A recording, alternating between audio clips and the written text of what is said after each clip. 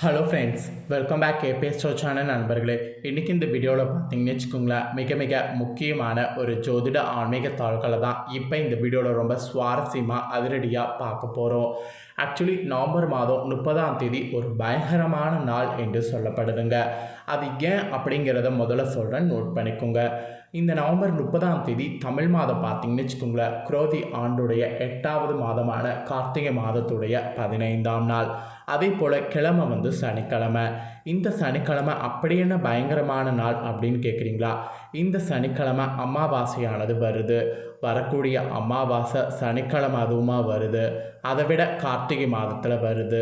Actually அமாவாசைங்கிறது முன்னோர் வழிபாடு செய்ய உகந்த நாள். சூரியனும் சந்திரனும் ஒன்றுக்கு ஒன்று சேர்ந்து இருக்கக்கூடிய நாளில் வருவது அமாவாசை. ஸோ அமாவாசையை பற்றி தெரியாமல் நிறைய பேர் பார்த்திங்கன்னு வச்சுங்களேன், சில தவறுகளை செய்துடுறோம். இனி அந்த மாதிரி செய்யக்கூடாது. அமாவாசைங்கிறது அமாவாசை தோஷம் வரக்கூடிய நாள். இந்த நாளில் கிரக மாற்றங்களால் பயங்கரமான மாற்றங்கள் ஒவ்வொரு ராசிக்கும் ஏற்படும். அப்படி ஏற்படக்கூடிய மாற்றங்களை அந்தந்த ராசிக்காரங்க தெரிஞ்சு பயனடையணும். அதில் இன்றைக்கி இந்த வீடியோவில் மிதுன ராசிக்காரங்களுக்கு என்னங்கிறத ஷேர் பண்ண போகிறேன். மிதுன ராசியில் பிறந்தவங்க உங்கள் ராசிக்கு என்ன மாதிரியான பலன் கிடைக்குங்கிறத இந்த வீடியோவில் வந்து தெரிஞ்சுக்குங்க. மேலும் இந்த கார்த்திகை அமாவாசையை பற்றி கிருஷ்ணரே வந்து கூறியிருக்கிறாரு. கிருஷ்ணரே வந்து இந்த அமாவாசையை மிஸ் பண்ணக்கூடாது, கொண்டாடணும் அப்படிங்கிற மாதிரி அவரே கூறியிருக்கிறாரு. அவர் கூறியிருக்கிறாருன்னா இந்த அமாவாசை எந்த அளவுக்கு சக்தி வாய்ந்ததுங்கிறத நீங்கள் தெரிஞ்சுக்குங்க. இந்த அமாவாசையில் திதி செய்ய உகந்த நேரம் எது, இந்த அமாவாசை ஏன் இவ்வளவு சிறப்பு அப்படிங்கிறத முதல்ல மிதுன ராசிக்காரங்களுக்கு ஷேர் பண்ணுறேன். ஸோ மிதுன ராசியில் பிறந்தவங்க உங்களுக்கு இந்த கார்த்திகை அமாவாசை பற்றி தெரியலனா ஃபஸ்ட்டு தெரிஞ்சுக்குங்க. இல்லைனா ஸ்ட்ரெயிட்டாக 5 நிமிஷம் ஸ்கிப் பண்ணிவிட்டு 5 நிமிஷத்துக்கு மேலே வீடியோ பாருங்கள். ஏன்னா 5 நிமிஷத்துக்கு மேலே இந்த அமாவாசைக்கு பிறகு உங்கள் ராசிக்கு என்ன நடக்குங்கிறத ஷேர் பண்ணுறேன். அதனால் நீங்கள் ஆல்ரெடி உங்களுக்கு இந்த அமாவாசையை பற்றி தெரியும்னா ஸ்கிப் பண்ணிவிட்டு 5 நிமிஷத்துக்கு அப்புறமா பாருங்கள். இல்லை எனக்கு அமாவாசை பற்றி தெரியல, அமாவாசை பற்றியும் தெரிஞ்சுக்கிறேன் அப்படிங்கிறவங்க இந்த அமாவாசை பற்றி கூடவே வந்து இப்போ தெரிஞ்சுக்குங்க. வீடியோவில் வாங்க பார்க்கலாம். மகாபாரதத்தில் கிருஷ்ணரே வந்து கார்த்திகை அமாவாசை மங்களகரமானது என்று கூறியிருக்கிறாரு. மேலும் இந்த நாளில் அவரை வழிபாடு செய்தால் பக்தர்களுக்கு நல்லது செய்வேன் என்று அவரை வலியுறுத்தியிருக்கிறாரு. அந்த மாதிரி ஒரு அமாவாசை தான் இந்த அமாவாசை. இந்த அமாவாசை வந்து சாதாரண அமாவாசை கிடையாது.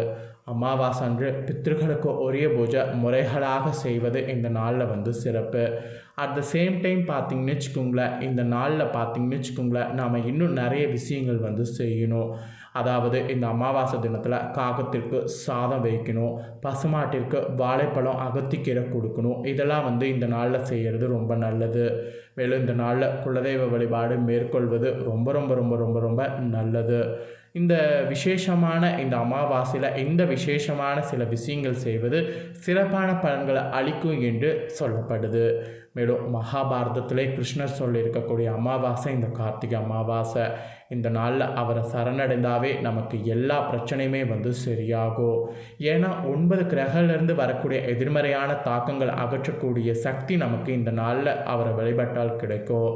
கார்த்திகை அமாவாசையை அனுசரிப்பதன் மூலம் நம்மளுடைய வாழ்க்கையில் பாதகமான விளைவுகள்லாம் சமாளிக்க முடியும்.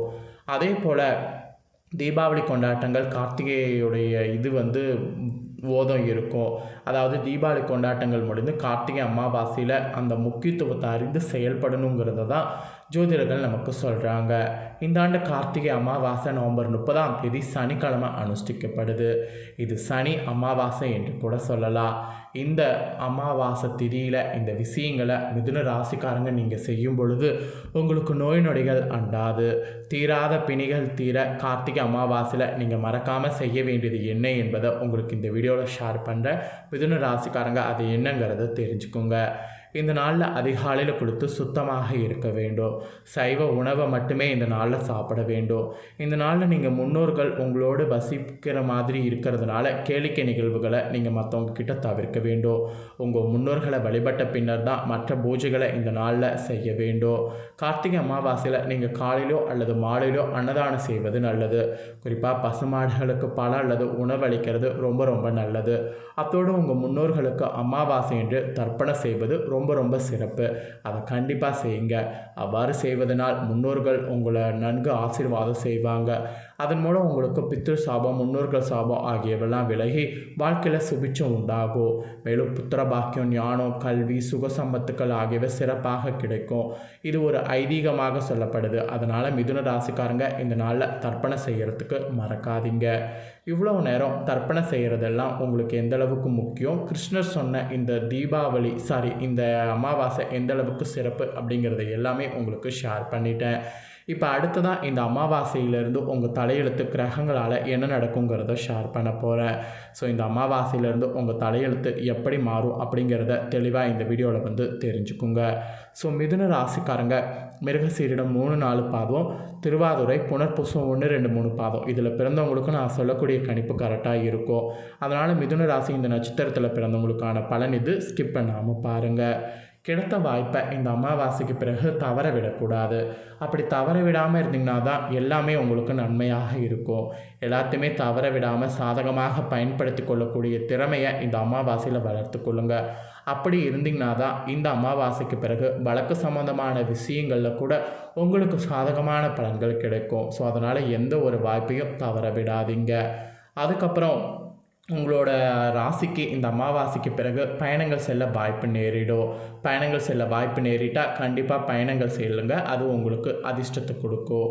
மன திருப்தியோடு செயலாற்றணும். அது ரொம்ப ரொம்ப ரொம்ப ரொம்ப இந்த அமாவாசையில் முக்கியம்.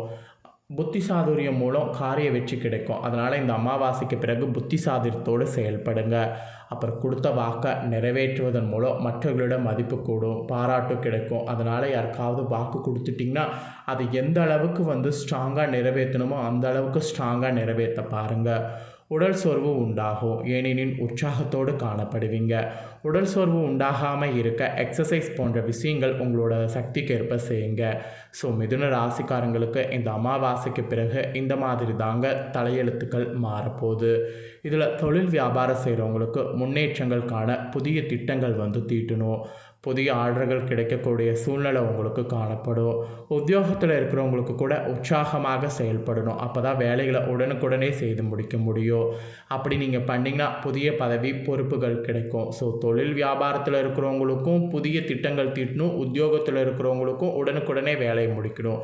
இந்த மாதிரி டக்குன்னு எல்லாமே நீங்கள் பண்ணிங்கன்னா, ஃபாஸ்ட்டாக இருந்தீங்கன்னா தொழில், உத்தியோகம் ரெண்டிலுமே உங்களுக்கு சக்ஸஸ் இந்த அமாவாசைக்கு பிறகு உண்டு. அப்புறம் கணவன் மனைவியாக இருக்கக்கூடிய உங்களிடையே நெருக்கமானது அதிகரிக்கும். குடும்பத்தோடு விருந்து, கேளிக்கை நிகழ்ச்சிகளில் இந்த அமாவாசைக்கு பிறகு கலந்து கொள்ளக்கூடிய சூழ்நிலை உங்களுக்கு உருவாகும். குழந்தைகள் உற்சாகமாக காணப்படுவாங்க. ஸோ இந்த மாதிரி உங்களுக்கு குடும்பத்தில் மகிழ்ச்சி நிறைந்திருக்கும். பெண்களுக்கு மன திருப்தியோடு காரியங்கள் செய்திங்கன்னா சாதகமான பலன் பெறுவீங்க. அதனால் எது செய்தாலும் மன திருப்தியோடு செய்யுங்க. பயணம் செல்ல வாய்ப்பு நேரும். பயணங்கள் எதையும் மிஸ் பண்ணிடாதீங்க. இது உங்களுக்கு ஒரு வலுவாகவே வந்து சொல்லப்பட்டிருக்கு. ஸோ வலுவாக சொல்லப்பட்ட இந்த பாயிண்ட்டை வந்து மிதுன ராசிக்கார பெண்கள் கரெக்டாக வந்து பார்த்துருப்பீங்க. பார்த்து கேட்டதுக்கேற்ப இந்த அமாவாசைக்கு பிறகு நடந்துக்குங்க. அப்புறம் அரசியலில் இருக்கிறவங்களுக்கு கட்சி தலைமையில் நம்பிக்கை பெறுற மாதிரி சூழ்நிலை அமையும். உங்கள் செயல்பாடுகளை மேலிடம் உற்று வந்து பார்க்கும். கட்சியில் உங்களை பற்றிய சலசலப்பு நீங்கும். தொண்டர்கள் உங்கள் சொல்படி நடந்து உங்கள் மனதில் இடம் பிடிப்பாங்க.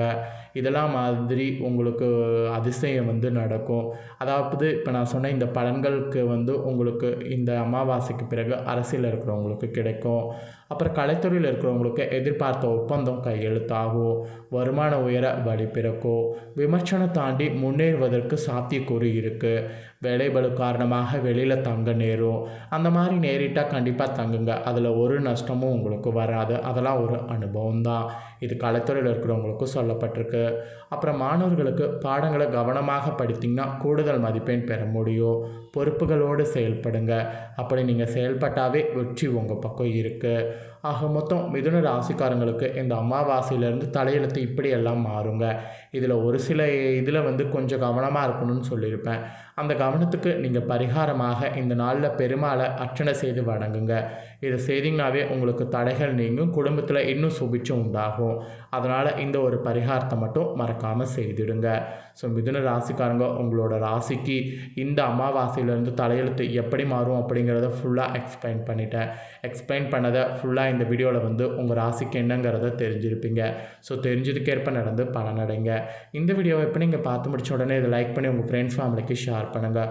உங்கள் ஃப்ரெண்ட்ஸ் ஃபேமிலியில் இருக்கிறவங்களும் வீடியோ பார்க்கட்டும். அவங்களும் அவங்களோட ராசி மிதுன ராசியாக இருந்ததுன்னா இந்த தாள்களை தெரிஞ்சு இதற்கேற்ப நடந்து பலனடையட்டும். மேலும் இதே போல் புதிய அப்டேட்டான நிறைய வீடியோ நம்ம சேனலில் போடப்படும். அது எல்லாத்தையுமே உடனுக்குடனே தெரிந்து கொள்ள மறக்காமல் நம்ம சேனலை சப்ஸ்கிரைப் பண்ணுங்கள். கூட பெல் பண்ண ப்ரெஸ் பண்ணுங்கள். அதை பண்ணிட்டீங்கன்னாவே நான் போடுற மற்ற அப்டேட்டான வீடியோலாம் உடனுக்குடனே தெரிந்து கொள்ளலாம். ஸோ மறக்காமல் பண்ணுங்கள். இதே போல் சுவாரஸ்யமாக வேறொரு வீடியோவில் வந்து உங்களை சந்திக்கிறேன். தேங்க்யூ.